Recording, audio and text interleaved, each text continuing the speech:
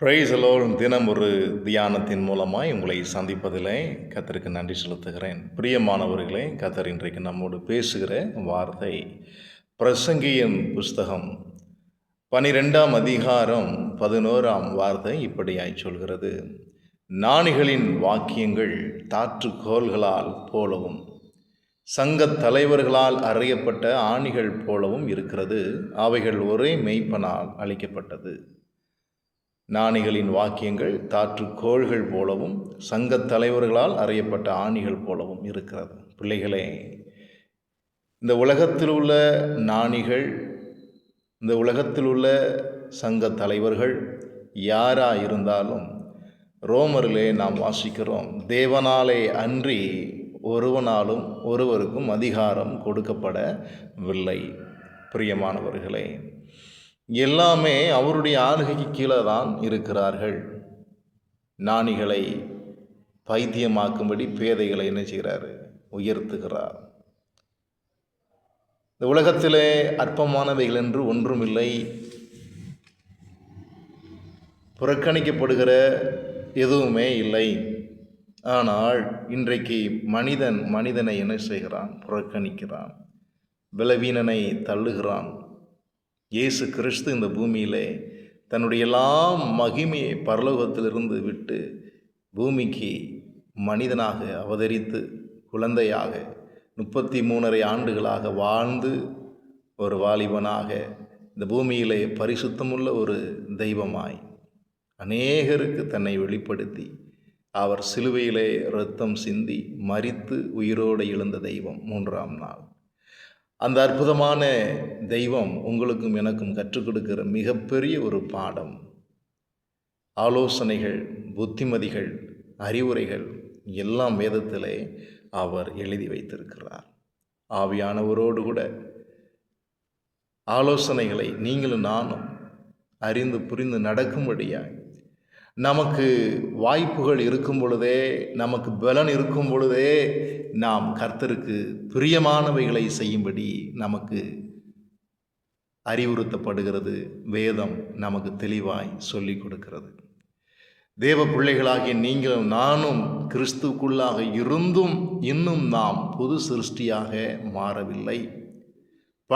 பழையவைகளோடு நாம் இருக்கிறோம், கசந்தவைகளோடு கூட இருக்கிறோம், பாவ பழக்க வழக்கங்களோடு இருக்கிறோம்.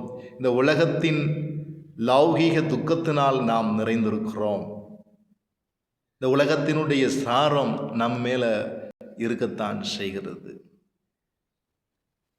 உலகத்துக்கு வெளிச்சமாய் இருக்கிற நீங்கள், பூமிக்கு உப்பாய் இருக்கிற நீங்கள், வாய்ப்புகளை நாம் பயன்படுத்துவதில்லை. மிஸ்யூஸ் பண்ணுகிறோம், அதிகார துஷ்பிரயோகம் பண்ணுகிறோம், இம்மைக்காக நாம் தேவனை மறுதலிக்கிறோம், யூதாசை போல காட்டி கொடுக்கிறோம்.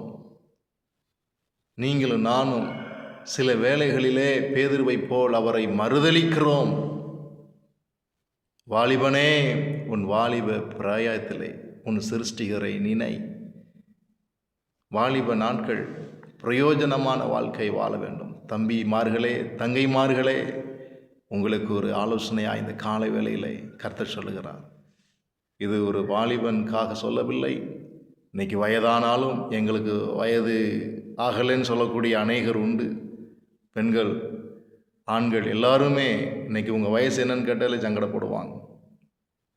ஆனால் கர்த்தருக்காக என்னையா நீ ஓடுன உழைச்ச, கர்த்தருக்காக என்னையா சாதிச்சேன்னா, அப்போ அந்த வயசு ரொம்ப வயசாகி போச்சுங்க, மாதிரிலாம் இல்லைங்க, ஏன் சர்ச்சைக்கு வரலன்னா நடக்கவே முடியலம்மா. ஆனால் எல்லா இடங்களும் போவாங்க, வருவாங்க, செய்வாங்க. தேவ சமூகத்துக்கு அவங்க கால்கள் என்ன செய்கிறதில்ல, வர்றது கிடையாது. வாலிபனை மாற்றும் குறித்து சொல்லலைங்க, வாலிப மனதோடு கூட, மனதில் நிறைய பேர் வாலிப ஆசைகளோடு இருப்பீங்க, வெளியே சொல்ல முடியாது. செய்யணும்னு நினைப்பீங்க, செய்ய பலன் இருக்காது.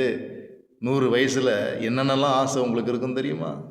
புரியுதுங்களா? உங்கள் வாலிப நாட்களை அனைத்தான் நீங்கள் தியானம் பண்ணுவீங்க. ஒரு காலத்தில் நான் எப்படிலாம் இருந்தேன், ஃப்ளாஷ்பேக் அப்படியே உங்களுக்கு வரும்.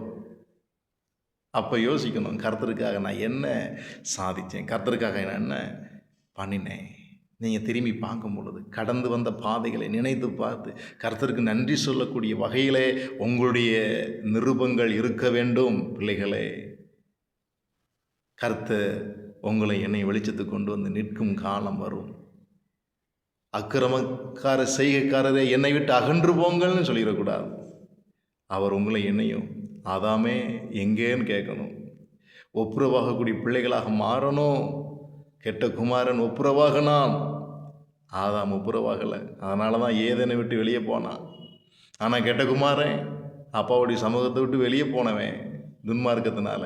ஆனால் மரித்து மீண்டும் உயிர் தெழுந்து பாவத்துக்கு மரித்து நீதிக்கு பிழைத்து என்ன செஞ்சான்?